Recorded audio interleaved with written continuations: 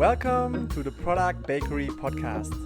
My name is Christian, I'm Alex, and together we present you the ingredients to build the right products.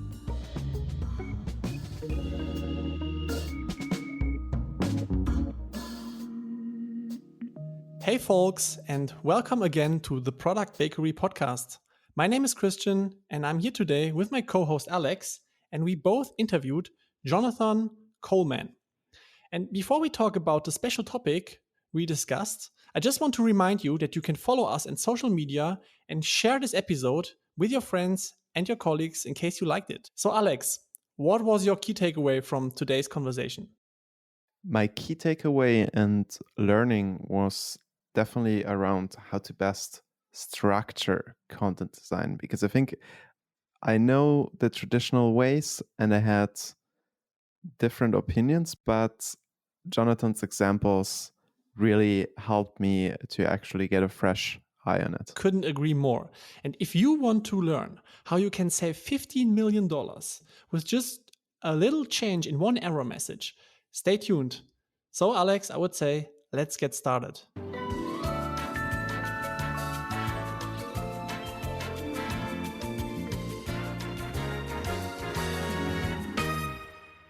Hi, Jonathon. Hi, Christian. Hey there. Hey there. How's it going? Good. How are you? Yeah, doing great. Amazing. Jonathon, it's lovely to have you here. And as usually, it's my pleasure to introduce our guests. So I think like in your case, your CV is actually pretty long, and it would actually take me quite some time to summarize everything. But I think one of the most important steps was also like that you spent 5 years at Facebook, where you were mostly working around UX content strategy. You, for quite some time, were also the editor of Facebook design. And post your career at Facebook, you moved to Intercom, where you're currently, and you're senior group product design manager. And obviously, besides all the tasks that a product design manager has to do, I think there is like one important thing to highlight, which is actually that you spent a lot of time working on redefining the content design discipline at Intercom. And this is also the topic that we want to discuss with you today. So you're a little bit like the subject expert for content design. And I think to start it off, maybe just for the audience, for everyone who's not aware of what content design specifically is, maybe you can summarize a little bit what that entails. Yeah, sure. Most people who work in product, if they've worked with content designers or if they have a sense of content design, they usually have this preconceived notion that a content design is essentially writing the language that appears in the interface. It's UI, or what's sometimes called UX writing, or interface copywriting, things like that. But I don't see it that way. And most content designers, if you ask them, wouldn't see it that way either. We think that content design isn't just writing, the same way that, say, product design isn't just about making things pretty. Donald Norman talked about design as being concerned with how things work. And if that's true, then I would say that content design is concerned with what things mean. So beyond the words on the surface of a product, that UX, and I mentioned earlier, content design involves things like conceptual design, or designing concepts that appear in a product and determine how it functions. Content design also is quite therefore focused on system design, which is breaking down all the elements of the system, understanding how they're linked to each other, and determining how those links can provide the most value in terms of solving problems. Content design is also concerned with narrative. What's the story the product tells? How does it fit into the user's or the customer story or the business's story? So there's quite a lot more there under the surface than just simply writing the words that you see in a product. Mm-hmm. And I mean, most people probably know the role of like product designers, UX, UI designers, and so on. So where does content design fit in there? Is this something that someone should consider a separate function, or how is it usually handled? Yeah, so let's talk about how it's usually handled and then go into some very strong opinions I have on how to handle it better. How it's usually handled is as a specialist role where you have one content designer who's usually split across a series of different product teams or even organizations. And that content designer is essentially asked to just write the words in the interface. That might include things like labels, or calls to action, or tooltip text, or information architecture, things like menus or navigation and so on. But I think content design can be a lot more impactful than that. Don't get me wrong. That work is impactful and it's necessary, and it has a huge impact on the user experience or the customer experience. But at Intercom, we set up content design differently by rethinking it from the ground up, because we wanted to see what we could do to maximize product impact from this specialist discipline. First of all, content design is a young discipline. It has not been around all that long, which is why many folks are not familiar with it. But what we did at Intercom was essentially to rewrite all the rules under which content designers usually work. So rather than have content designers split across 5 or 6 or 10 or 20, which is a real thing, 20 teams at one time. I knew this one content designer who worked for a very well-known company who worked with over 100 different product teams. I don't even know how that works. What does that look like? So instead of spreading content designers thin across many teams, we dedicated them to just one team. And because of that, they worked on that one team, just like all of their product peers. The product manager worked on just that one team. The product designer worked on just that one team. All the engineers worked on just that one team, and so on. And that's where the magic happened. Because when you work with someone day in, day out, you see them do their work. They're right there alongside you. They attend all of your team's rituals. So they're there at stand-ups and planning and retros and everything. When you spend that much dedicated time with a colleague, you begin to understand what they do, how they do it, and why it's important. How does it solve the problem or provide more value, either for the user or for the business? And that's the magic we unlocked by having our content designers work this way. And because of that, we found that they could do a lot more when they were dedicated to just one team. Partially because the team wanted them to do more and saw that they had capacity to do more, but also because our content designers were no longer context switching across 5 teams or 10 teams or more. So they had time, they had focus, they had deep context, and lots of opportunity. So to finally get back to answering your question, what we did at Intercom is set up our content designers to work under the exact same expectations as our product designers did. So a team with a product designer and a content designer essentially had 2 product designers. It's just that one was a little bit more focused on things like narrative, concepts, systems, and UX writing and information architecture. Mm-hmm. I have to admit, I've never worked with a content designer directly. Mm-hmm. And I understand how to embed them into the team, but I would like to better understand how I, as a product manager, collaborate with a content designer compared to a product UI UX designer, for example. Yeah, I'd say you don't need a special engagement model. What we found works best is in most product teams, a PM and a product designer might have some sort of regular sync setup, or they might have other rituals essentially where they share status, have work sessions where they work their way through problems together, and so on. A lot of teams operate by the triad or trifecta model, the 3-legged stool, where you've got a PM, an engineering manager or engineering lead, and then a product designer, each sort of as co-leads of the team, aligning on everything. All we did was add content design to that. So what I would recommend is that anytime you find yourself thinking, oh, I need to go to the product designer for this question, or the product designer and I need to align on whatever this detail is or solution path, great. Excellent time to bring in the content designer as well. And that's assuming, of course, that your content designer is dedicated, that they have the context, and can work as an equal alongside your product designer. It sounds almost like a little bit, if we look, 10, 15 years back, or for some companies, even only 5 years back, the way they used product design, right? And if we talk about content designers only writing the labels or the CTAs, it was like designers being pulled in to only add the visual layer to a concept that has been done, I don't know, by the product manager or by some stakeholders.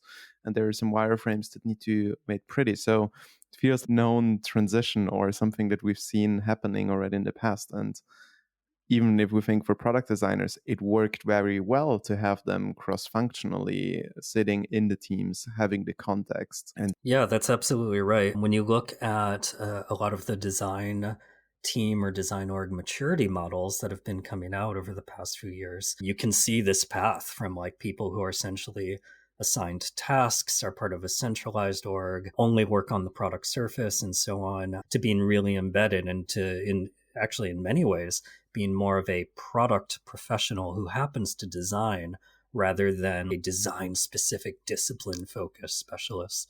And I think that same transformation is happening in content design as well. Very nice. This also brings me to the question, like purely from a business perspective. Now, if I would have you sitting in my organization, you would ask me to add 2 people to a team. So it's almost like doubling the headcount or doubling the roles, because now I don't have to think of, I need a product designer, let's say product one-to-one ratio with product managers and product designers, but we would also add content designer. Is that true? Is that what I should be doing? Sometimes, yeah, but it's time for another strong opinion, which is that not every team needs a content designer. But some teams definitely do, and they tend not to have them, or they tend to have them for maybe half an hour a week because that content designer is split across 5 or 10 teams or more. What we did at Intercom was essentially to stack rank our teams by a series of factors, such as how well did their work actually align with what the content designer could do? Did they work in the same time zone as the content designer? Did they even want a content designer? Maybe they had someone on the team who was actually doing great content design work. Great. And in that case, we had so few content designers, we'd happily have the actual content designer working somewhere else. But what we found is that not every team needs content design. Instead, what we did is where the teams had maybe surface level content problems only to solve, great, they can solve those problems on their own. What we tried to do was give them principles to make good decisions, tools like style guides and lots of do-don't examples so that they could work faster. But essentially, we made them accountable for the quality of the content in those products that they were building. We didn't want to gate their progress or otherwise slow them down. And we saved our content designers for the things that were really difficult, really thorny and challenging, and needed that sort of dedicated daily content design magic in order to succeed. You mentioned at the beginning that content design is especially about what it means, right? What the product means instead of just adding labels. And I 100% agree with that. Because you see many applications where you have absolutely no fucking idea what's going on. But still, going back to Alex's questions, looking at the business, how do I measure the impact or the work of a designer when it comes to, in quotes, what it means? Sure, absolutely. I think you get a lot of signal on that from your research and any type of validation work you're doing. But the real thing is that we face this problem with product design as well, where the product designer might create some system by which elements in the product work. And essentially, that's how the product works. That's how it happens. And they're extremely difficult to measure. And the only things we can measure are the actions people take on the surface. What calls to action do they engage with? How long do they spend doing this or that task, and so on? So content design is no different. It suffers from the same measurement challenges. So we find that qualitative feedback helps quite a bit, because then we can actually have our users or customers tell us, where do they get confused? How do they conceive of this idea that we've built into the product, and so on? But we can also measure quite closely in those surface level details. And sometimes they really matter. One story I love to tell from my time at Facebook is how a content strategist, which is what they used to call content designers there, is how a content strategist rewrote an error message in their payment system. and just by virtue of having a new error message increased their revenue by something like $15 million, which goes to show you, hey, error messages are really important. Give that person a raise. Yeah, they sort of missed the opportunity to bargain for that. But so not only do error messages matter, if one error message that's rewritten can do that, imagine what you could do if you had that really talented content designer embedded on your team, not just rewriting error messages, but rethinking what things mean across the product. You'd have a lot more to measure. You'd probably see a lot more success. And the team would move faster because the bottom line is that someone is already writing all that product content. Someone is already thinking through the system and the concepts. And it's usually engineers who don't want to be doing that. Mm-hmm. And you don't have to go back all the time because you realize something is not working because just someone has written something down and you have much more post work to do. Yeah, exactly. Yeah, you avoid all those regressions and fixes after the fact, and you spend more of your time doing more strategic things. Hearing this, I'm wondering, in terms of scope for a content designer, like how far can I extend it? Because to me, it also feels like a lot of companies have copywriters, and those is mostly like on the side of, okay, what are the materials that we publish? What goes in an ad? I don't know. In my context where I'm working now, we have a lot of legal documents as well, where I feel like it's all part of the user experience, is all part of something a user has to read and digest and understand. But usually there is no designer, there's no product manager, like no one actually involved who has a little bit the user lens on it. Is this something that also falls under content design? It certainly can. Content design and just content in general, it's like a liquid that you pour into an organization. The organization is the container that holds that liquid. And every organization is shaped a little bit differently. So that liquid takes a different shape as you pour it in. In some companies, a role like content designer or sometimes content strategist would take that big picture, that big wide perspective approach where they're looking at everything the company puts out, from legal documents, all those terms and conditions and so on, all the emails, even printed matter, or even like how the company responds to things like press questions, stuff like that, because that's all content at the end of the day. And then you have others where the content design discipline is more set up as something like it's only the help docs. So something that I might think of as being more of a tech writing function. That's what content design means to that company. It's all the help content and that's it.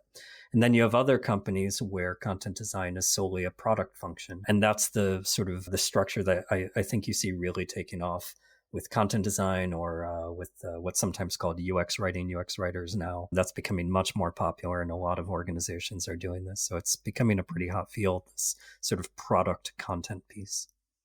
I have the feeling, especially the gaming industry is doing a very good job when it comes to such topics, right? When it comes to content design and content strategy, I think that's absolutely the right word. And I think, Alex, it was like a while ago, almost half a year, when we talked to Alex from Riot Games, but we missed to talk about content design because he just explained how much you spend 8 hours in such a computer game, or even more if you have enough Red Bull at home. You don't want to play a game that you don't understand or where you have a shitty interface, and you always interact with text and you have to read stuff. So I think they're doing a great job when it comes to content design. Yeah, more than that too. Games, a lot of big gaming companies have dedicated roles that they call narrative designers, who, apart from things like interface or text on the screen, shape the overall story of the game and how people essentially place themselves within that story. They become part of that story. That's the whole fun of playing a game like that. So yeah, I actually, if you made me predict something, I would predict that this essence of narrative design will actually filter through to products from the gaming industry, particularly products that are used over a long series of time and have lots of deep workflows within them. Beautiful. And you mentioned earlier that you can equip different people who are not necessarily content designers with the skills to also work on content design. And one thing that you also mentioned are like principles. I'm not sure, are there some principles, like maybe also from the work at Intercom, that you could share, or that are things that maybe someone working in product design or product management can try to apply themselves when it comes to making sure content is structured or written the right way? Yeah, absolutely. Let me walk you through a few of these. First of all, principles can mean different things at different places. So, like the content designer within me wants to make it clear what they mean in this particular case. We use principles to make decisions about content when there are two or more competing options that all seem equally good. If they're all equally good, then why not go with all of them? Or why would you pick any particular one? That's where your principles come in. And so for us, we put together principles with really strong opinions that represent extreme positions, but we also built them so that there's a productive tension between them. And we think that tension helps you land on content decisions that provide the most valuable outcomes. So our content principles at Intercom are to always start with why, to strive for less, to not make the customer think, and to always keep things practical. So just a few examples of those. So like with the start with why principle, we always try to focus first on showing people what they will get in return for completing a task or a call to action before we explain how they do those things. If we're introducing a new feature, we'll focus on how it solves that problem you have rather than walking you through all the steps you need to take to realize that value. We'll also do that somewhere else, but the first thing we do is start with why you should use it and what it'll do for you. So that means essentially focusing on that job to be done. For strive for less, for us, that means we should keep our content as short and as simple as possible, but no simpler. So that means that we always choose simplicity over being technically correct or functionally complete. It also means that we're skeptical about the need for more or sometimes even any words or pixels on the screen.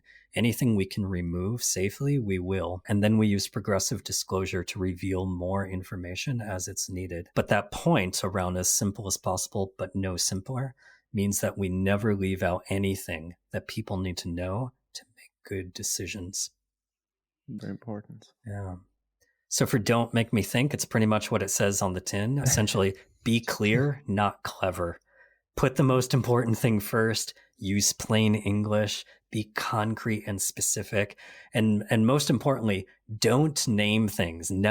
Try as hard as possible to never name anything. Just use descriptive labels if you must name something. We've all used products that have every widget and doodad with some fancy camel case name that I can never remember. Just call the thing what it is. That's really the way to keep it simple.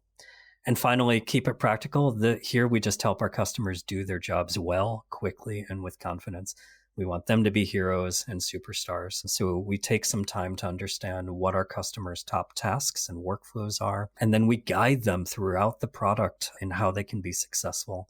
So beyond the obvious stuff like onboarding and empty states and error states and so on, we also try to provide them with just the right amount of friction, especially before they make big decisions that they can't undo. Those are our 4 content design principles and how we practice them.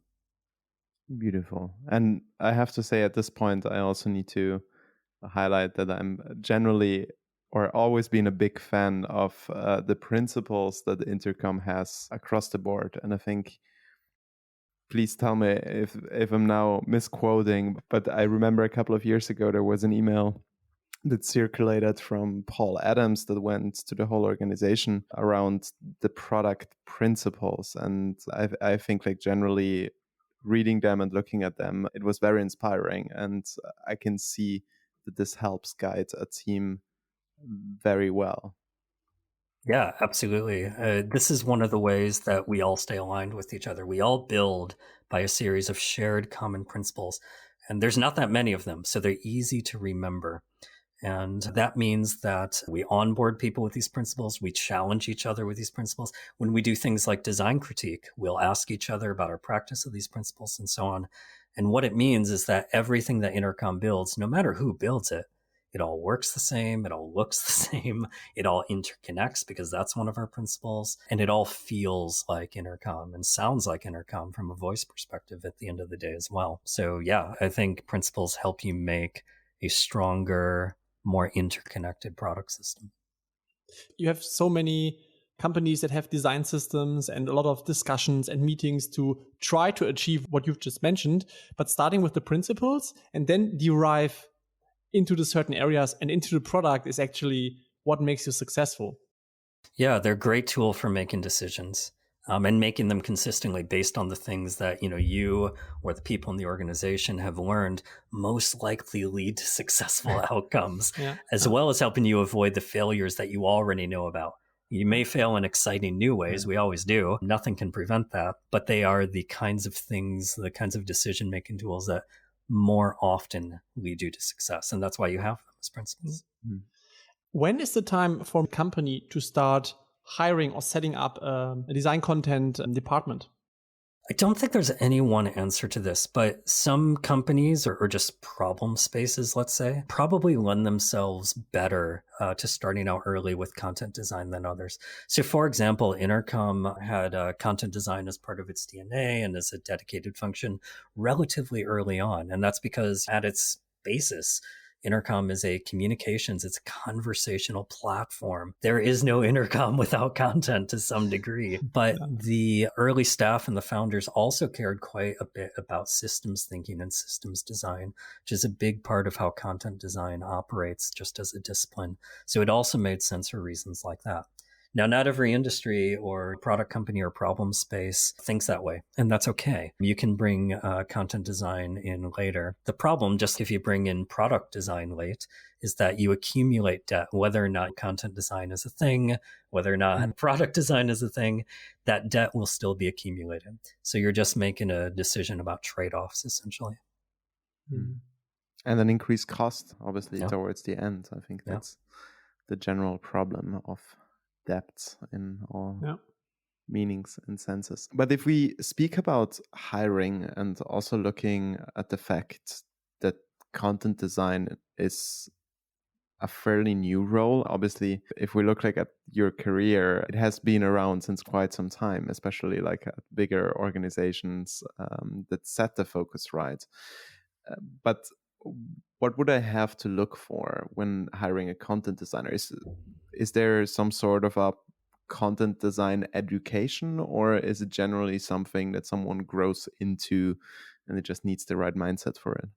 A few years ago, I would have told you, yes, all content designers are self-taught, essentially. And that's beginning to become no longer the case, which is really exciting. So content design and content strategy before are what I think of as big tent practices, meaning that we're just excited that you're excited about what we do. And we welcome people from all disciplines. So a lot of early content strategists, content designers came from things like, of course, copywriting, technical writing, some from design, a lot from marketing. That's where I came myself, is from marketing, as well as things like museum design, as well as things like poetry. I know several poets who are the most amazing content designers. Wow. And various kinds of published media as well. But I'd say the first thing to do if you want to hire a content designer, rather than focus on, I need UX writing and I need IA, but I don't need this or I don't need that, is determine what are the content problems that you need to solve. Where do you see this person fitting into your org? What's the opportunity for them? Is this like a 3-month thing, or is this going to be part of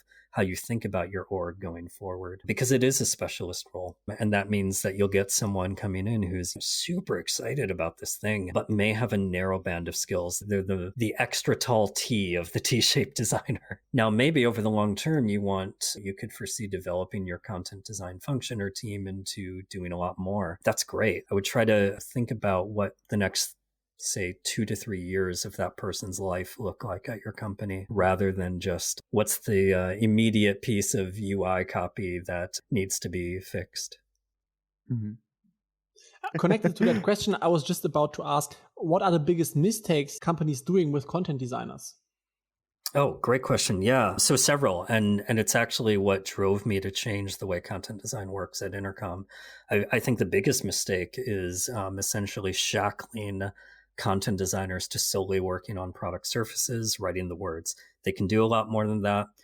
They want to do a lot more than that. You will never struggle to find a content designer who wants to do more for the company. But oftentimes companies just put them in this copywriting box and won't let them out.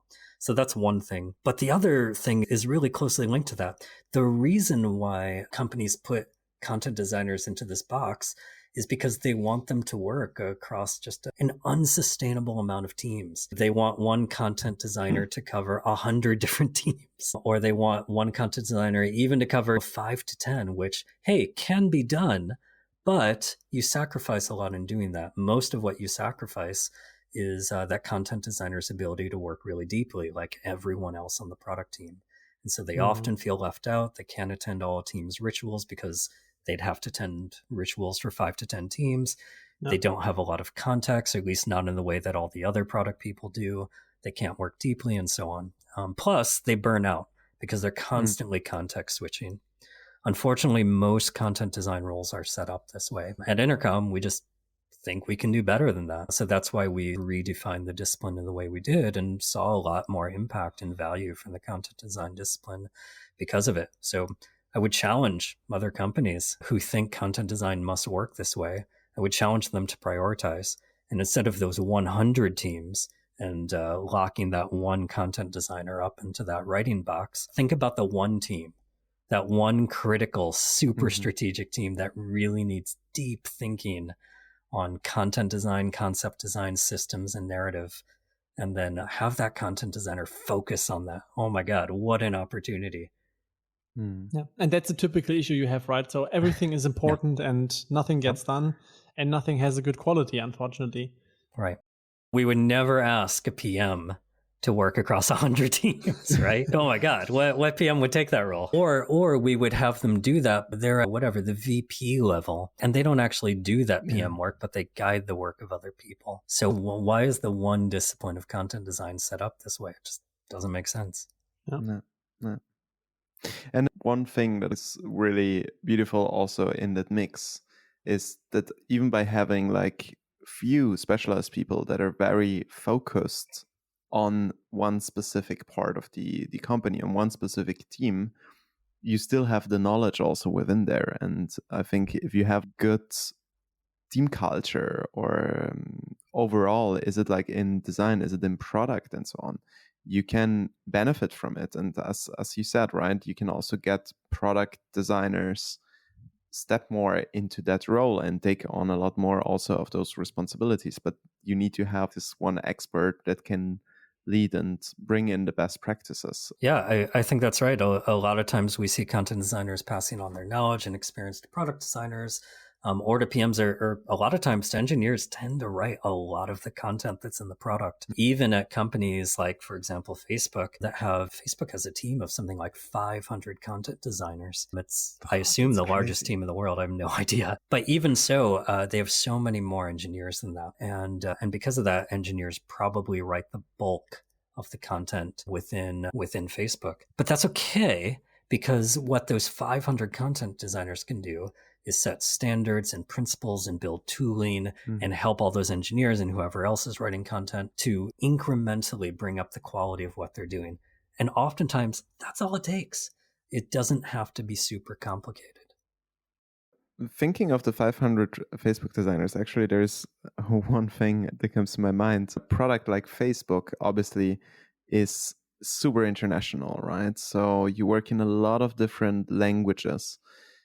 How do you balance that in a team? Is there someone who then translates it?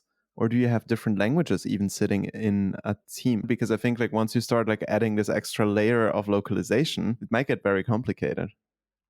Absolutely. Larger teams will have content designers who are fluent in different languages, and more than languages, cultures and locales. I just think about all the differences there are in the way people use Spanish in different parts of the world. It's very different depending on where you go, and you have to translate or localize really differently based on that. A company like Facebook, has a very deep and well built out system that actually starts at the code level for how they think about localization.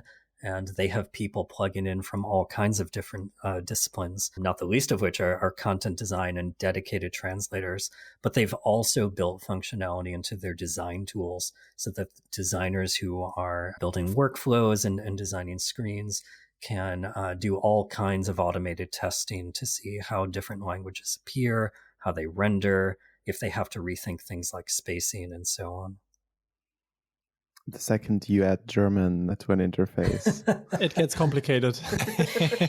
It does indeed. It's very true. And unfortunately, English, when you use it in a really simple way, it tends to be one of the most minimal languages. So even without going all the way to the extreme of German, when you translate English into almost any other language, your text will almost always expand. Yeah. How is content design connected to, for example, branding? Is there also like a connection that a content designer works with the branding team or even with the marketing team to work out the campaigns? Yes, absolutely. There's always been this fine line and a bit of a love-hate relationship between content design or what's sometimes called content strategy and content marketing. That's also part of this wrinkle of this metaphor of pouring content into an organization, and the shape of the organization holds that liquid and gives it, defines it and gives it a shape. So a lot of times what used to be called a content strategy role would almost always be focused on marketing to some extent. What does the organization publish? And not just its website, but like maybe it does books, maybe it does audio, maybe it makes movies or films. Like all of that is content to some point. There's actually a great podcast. Oh, what was this? I think it was the Mule Design podcast, where they were talking about what actually is content. We all use this word and we all know it when we see it, but what is it? And I think Mike Montero or maybe Christina Halverson, I can't remember who actually said it, but someone on this podcast, pretty sure it was Mule, said, content is the thing I came here for. And it's as good a definition as any. And Full it really, stop.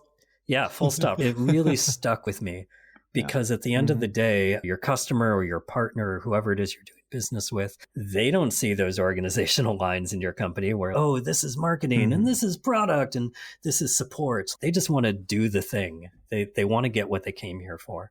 And so, yes, absolutely. There are many content professionals who work across all these different silos and, in fact, who are charged with bringing them closer together.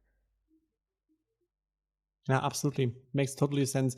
But as I said, I did not work with a content designer, but due to the fact that I was always seeing a lot of stuff going on in the marketing teams and in the branding teams, I was asking myself sometimes, wouldn't it be good to have one dedicated person who oversees, for example, not only the written things, but the things I came for? Yeah, absolutely. And sometimes that role is not a content designer in all caps. A lot of times you'll see product marketers playing that role.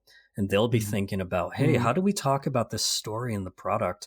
And is that the same as how we actually plan to market it and take it to our customers? Is that the same way we'll sell it? Because that's a totally different kind of set of conversations. But ideally, all those things would be aligned.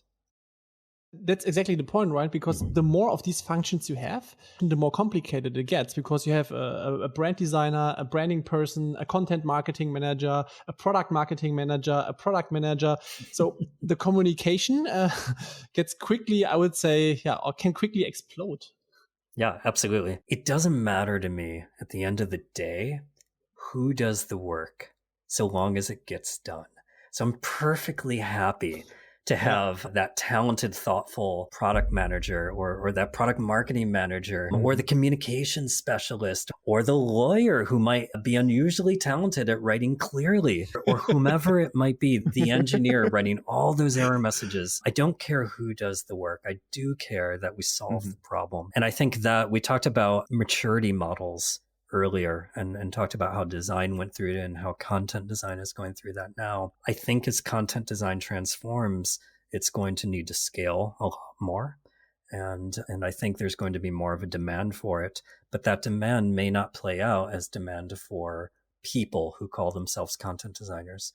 I still think the need, however, is there. And so I don't care who does the work. I do care that we solve the problem. And as content designers begin to work in new ways and see themselves as product people first, then I think they won't care either. They'll just want to make sure that everyone has what they need to do good work. To me, it also sounds a little bit like there is a lot of function who produce content and obviously like happy to take everyone who can produce good content. But at the same time, with having a content designer, I feel like they're supposed to also, or they're applying also more like human-centered design principles to the whole process. They would follow a process that's more around initial discovery, multiple iterations, validating the solutions that they came up with, and then only implementing them or launching them finally to the world. Is that correct? Yeah, I think that's absolutely right. One of the things that I think is important is that content design does not enter a product team or a company and create some entirely newfangled process. The best way to work, or the best way to get the most done the most easily, is essentially to follow the same process as the rest of the company. So if a product team is essentially doing double diamond work, like you're talking about, content design should work that way as well. They should plug themselves into that and show how they do all that converging and diverging and so on in ways that help the team move faster or better. But they shouldn't go off and work alone. They shouldn't go off and invent some new process or system. They should align with what's already there and just help the team get there more quickly. Amazing. Yeah, and it gives the designer also an additional sparring partner, right, in the process. Absolutely.